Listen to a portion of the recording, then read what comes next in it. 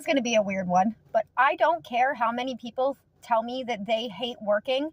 That is not the truth. You hate working in an economic system. You hate working in a system that doesn't balance out the scales. You hate working in something that you're miserable doing because you're not meant to work this way. You're meant to work to stay in shape and to be needed and to keep progress growing and to feel good about yourself, not to keep a roof over your head and barely survive. Okay? So the people that hate their job hate the job that they are doing because they are stuck in an economic system that doesn't work out for them.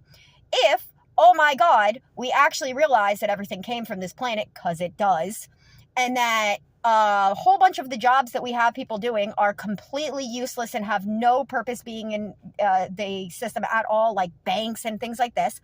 And if we actually work together with just the actual work that we had to do with each other, and then the rest of it, if you liked crocheting, you got to crochet, you do all those things, and you crochet, and it wasn't in an economic system where you could give those things away instead of having to sell them for survival. See, you would, because you'd be so proud and happy that people actually like and admire the work that you've put your heart and soul into.